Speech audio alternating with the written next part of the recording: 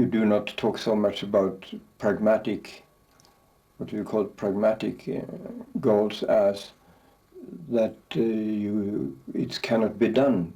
We cannot live as we do.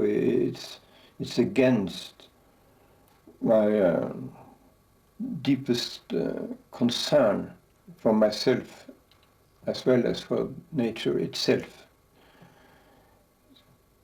And these supporters then have a job to do together with others, which we call then mostly the reformist people, who say this is what's going on in order to overcome the crisis has to do with practical things, technology and other things, and you need not go back to your own philosophy or your own religion. That's unnecessary.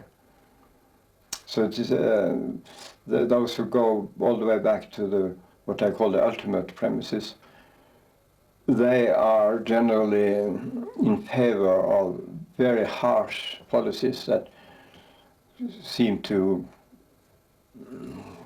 make a lot of trouble for you, but they say, if it's necessary, and no car, if it's necessary, I'll not go by airplane in my vacations, I will not so and so, and I need no such and such project which require a lot of energy or to be made. So it flows from their inclination to live in a way that is universalizable. Deep, long-range ecology movement, deconstructing those phrases, first of all, it is a movement. It is a social movement. It is not an ideology. It is not a specific church. It's not a specific religion. It is a social movement. Social meaning people working together in community. It is based upon ecology, the relationship between organisms and their habitat.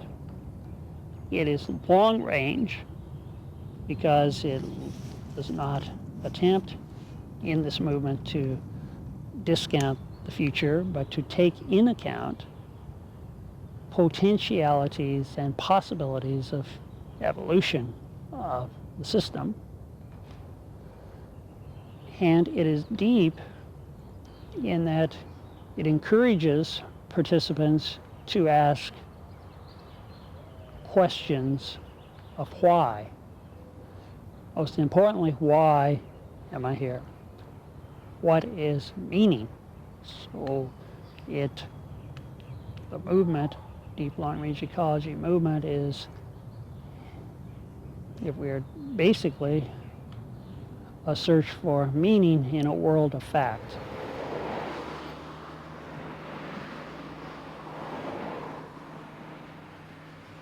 Another word that we use for shallow environmentalism is reform environmentalism. Instead of a radical change in society, they're merely trying to reform society ecologically. I think sustainable development, the concept of sustainable development, is a good example of what we would call shallow environmentalism, because the idea is that the development won't stop. We're going to continue to develop. We just want to develop sustainably or ecologically. Now, as long as you've got this tremendous society that's causing so much ecological problem, you've got to have the reform environmentalists. You've got to pass the laws. You've got to take steps. And without the shallow environmentalists, I think we would have lost just about everything by now. So we're very indebted to this type of work that the reform environmentalists are doing. It's absolutely crucial. The deep ecology point is that it's not enough. We've got to go beyond that and start making fundamental changes in society. To me, the essence of deep ecology is moving beyond a type of environmentalism which is still based on a highly reductionist and a highly distant approach to the living world, to the natural world. To me, the essence of deep ecology is an expression of the need to develop our deep spiritual and both spiritual, intellectual, and physical connection to the living world around us, to the cosmos. That's for me the essence of deep ecology. Naess would say that people who are working in what's now referred to as the reform environmental approach, Naess would say we all should work together and collaborate, and we should encourage people who are working from what people refer to now as a more reform-based approach to be looking at more fundamental questions.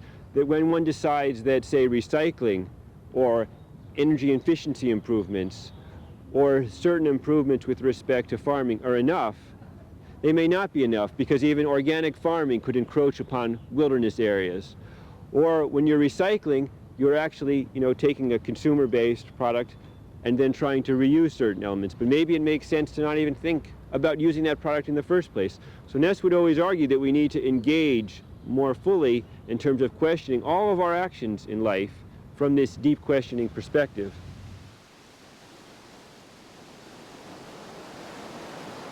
The relation between ecology and philosophy has to do also with this concept of spontaneous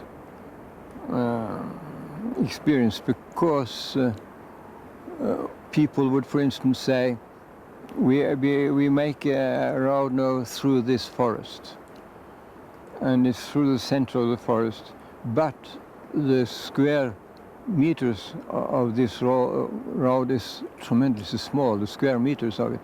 But then I would say it goes through the heart of this forest. And this is the heart of the forest. That's nonsense. We have a road here, and it's so small part of the forest that it makes no difference. So the spontaneous experience, when you get into the forest deeper and deeper, you have this feeling of being deep in the forest. And if you then hit the road, this completely disappear. And then people say, well, that's your imagination. You see the heart, there's no heart here. But if you start this way and saying there's no heart, it's just at certain distances, you get into a worldview which resembles that of Immanuel Kant, the great philosopher, where you end up saying the nature is without colors, even without shapes, and even without cause and effect, because relation of cause and effect is something created by humans. So there's nothing there.